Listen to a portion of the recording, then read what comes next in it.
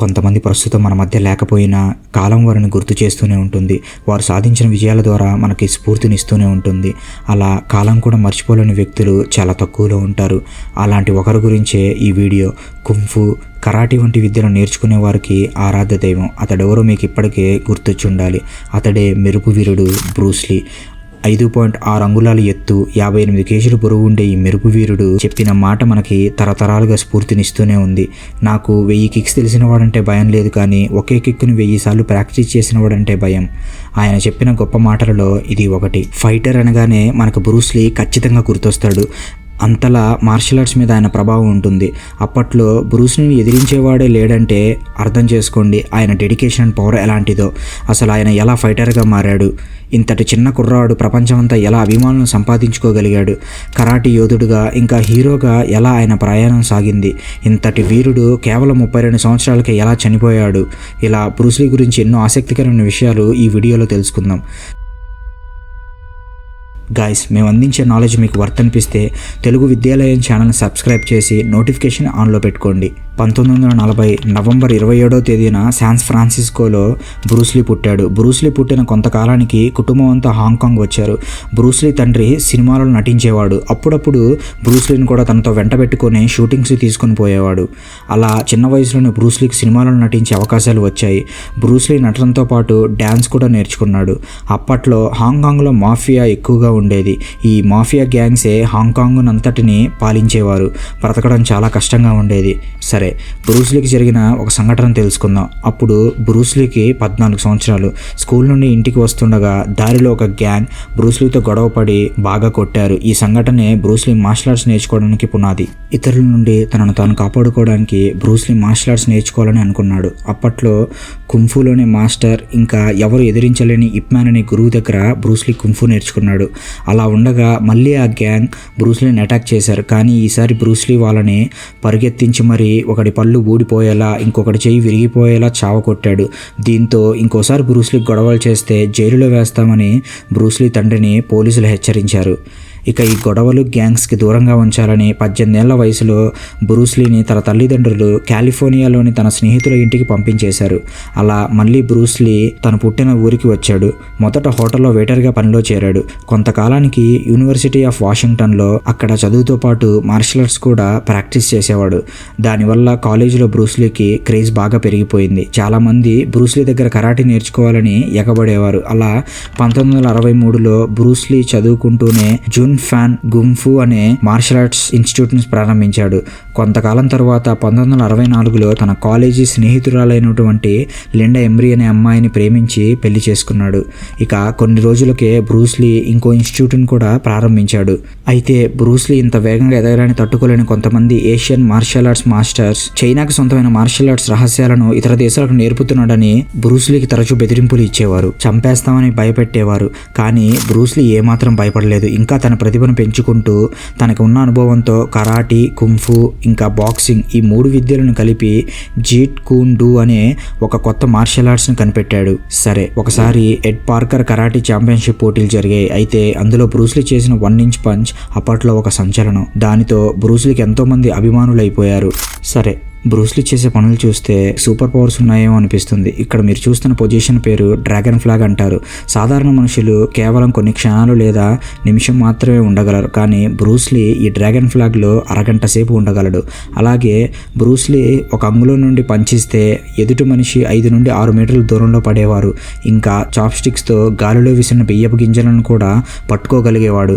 మన చేతిలో ఒక కాయిన్ ఉంచి ఆ చేతిని మూసేలోపు ఆ కాయిన్ని తీసేసేవాడు. ఇలా మనిషికి సాధ్యం కానీ ఎన్నో విషయాలను బ్రూస్లీ చేసి చూపించాడు.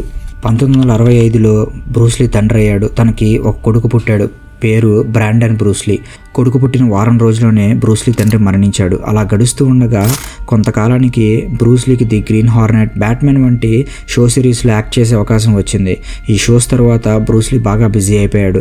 చాలామంది హీరోస్కి మార్షల్ ఆర్ట్స్ కోచ్గా జాయిన్ అయ్యాడు. 1970 సంవత్సరంలో ఒకసారి బ్రూస్లీ వెయిట్ లిఫ్టింగ్ చేస్తుండగా ప్రమాదవశాత్తు వెన్నెముక బాగా దెబ్బతినింది. దాంతో ఇక బ్రూస్లీ మళ్ళీ మార్షల్ ఆర్ట్స్ చేయలేడని డాక్టర్స్ చెప్పేశారు. కానీ కొన్ని రోజులకే బ్రూస్లీ బ్రూస్లీ డాక్టర్స్ చెప్పింది తప్పు అని నిరూపిస్తూ మళ్ళీ మార్షల్ ఆర్ట్స్లోకి వచ్చాడు. బ్రూస్లీ ఒక రోజుకి 5 కిలోమీటర్ల పరుగు, 1000 కిక్కులు, 2000 పంచులు ఇలా మార్షల్ ఆర్ట్స్ నిరంతరం బాగా ప్రాక్టీస్ చేసేవాడు. అంతేకాకుండా చిన్న వయసు నుండే తన కొడుకు బ్రాండన్ లీకి కూడా మార్షల్ ఆర్ట్స్ నేర్పించేవాడు. కొంతకాలానికి బ్రూస్లీకి ఒక కూతురు కూడా పుట్టింది. ఆ తరువాత బ్రూస్లీ హాంకాంగ్కు వెళ్ళిపోయారు. అక్కడ రైమండ్ షా అనే ఒక నిర్మాతతో పరిచయం ఏర్పడింది.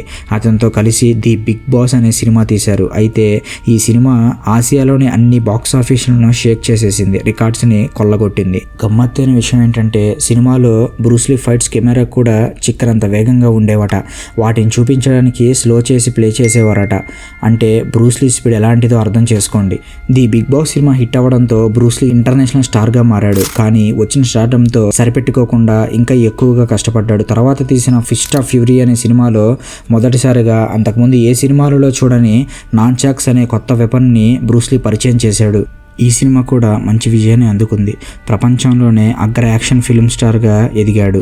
ఇంకో ఇంట్రెస్టింగ్ విషయం ఏంటంటే ఆయన తీసిన వే ఆఫ్ డ్రాగన్ అనే సినిమాకి writer, choreographer, producer, fight master, hero ఇంకా డైరెక్టర్ అన్నీ బ్రూస్లీయే. ఈ సినిమా కూడా మంచి విజయాన్ని అందుకుంది. తరువాత వార్నర్ బ్రోస్తో కలిసి ఎంటర్ ది డ్రాగన్ సినిమాని తీశాడు. ఇదంతా పూర్తయి రిలీజ్ అవ్వడానికి కొన్ని రోజుల ముందు బ్రూస్లీ తర్వాత ప్రాజెక్ట్ గేమ్ ఆఫ్ డెత్ అనే సినిమా గురించి ఆ సినిమాలో హీరోయిన్ బెట్టి ఇంట్లో చర్చిస్తుండగా బ్రూస్లీకి విపరీతంగా తలనొప్పి వచ్చింది. దాంతో బెట్టి ఆక్వాజెసిక్ అనే టాబ్లెట్ని బ్రూస్లీకి ఇచ్చింది. అది వేసుకొని బ్రూస్లీ ఒక గదిలోకి వెళ్ళి నిద్రపోయాడు. బాధాకరంగా ఇదే బ్రూస్లీ ఆఖరి నిద్రగా మారింది. ఇక మళ్ళీ బ్రూస్లీ లేవలేదు. ఎంతసేపటికి లేవకపోవడంతో హాంకాంగ్లోని బాప్టిస్ట్ హాస్పిటల్కి బ్రూస్లీని తీసుకువెళ్లారు. కానీ ఉపయోగం లేకుండా పోయింది. 1973 జూలై 20వ తేదీన 32 ఏళ్ల వయసులో బ్రూస్లీ ప్రపంచాన్ని వదిలి వెళ్ళిపోయాడు. ప్రపంచమంతా ఒక్కసారిగా ఉలిక్కి పడిపోయింది. బాధాకరమైన విషయం ఏంటంటే తన కెరీర్లోని ఎక్కువగా కష్టపడిన ఇంకా పెద్ద సినిమా అయిన enter the dragon cinema release అవ్వడానికి వారం రోజుల ముందుగానే బ్రూస్లీ మరణించాడు. అయితే బ్రూస్లీ చనిపోవడానికి కారణం సెరిబ్రల్ ఎడిమా అని, అంటే తలనొప్పి తగ్గడానికి వేసుకున్న ఆక్వాజెసిక్ టాబ్లెట్ వికటించడం వల్ల మెదడులో నీరు చేరి మెదడు వాపుకు గురి కావడం వల్ల బ్రూస్లీ చనిపోయాడని డాక్టర్స్ నిర్ధారించారు. కానీ బ్రూస్లీ మరణం వెనుక ఎన్నో అనుమానాలు పుట్టాయి.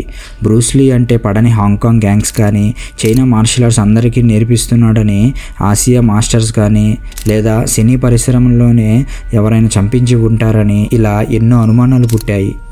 అయితే బ్రూస్లీ మరణానికి సెరిబ్రల్ ఎడిమానే కారణమని సైంటిఫిక్ మెడికల్ ఎవిడెన్స్లో తేలింది.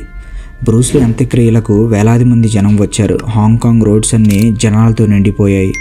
బ్రూస్లీ కేవలం ఫైటరే కాదు, ఫిలాసఫర్ కూడా. పశ్చిమ దేశాలు మరియు తూర్పు సంస్కృతి సంప్రదాయాలను కలిపిన మొట్టమొదటి హీరో బ్రూస్లీయే. ఇన్ని సంవత్సరాలు గడిచిన బ్రూస్లీ లాంటి వీరుడు ఇంకా నటుడు రాలేదు. బ్రూస్లీని చరిత్ర ఎప్పటికీ మర్చిపోదు. అందుకే టైమ్స్ మ్యాగజైన్ బ్రూస్లీని 20వ శతాబ్దంలో అత్యంత ప్రభావితం చేసిన వ్యక్తులలో ఒకరిగా చేర్చింది. బ్రూస్లీని ఆరాధ్య దైవంగా భావించి కుంఫు, కరాటీ నేర్చుకున్న విద్యార్థులు లక్షలలో ఉన్నారు. ఇలా ఏళ్ల నుండి బ్రూస్లీ జీవితం మనకి స్ఫూర్తినిస్తూనే ఉంది.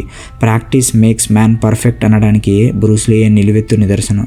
ఇలాంటి గొప్ప వీరులు మళ్ళీ జన్మించరు. ఇది గైస్ బ్రూస్లీ యొక్క జీవితం. మీకు ఈ నాలెడ్జ్ వర్త్ అనిపిస్తే ప్లీజ్ సబ్స్క్రైబ్ చేయండి. వర్త్ అనిపిస్తేనే సపోర్ట్ చేయండి. Thanks for watching.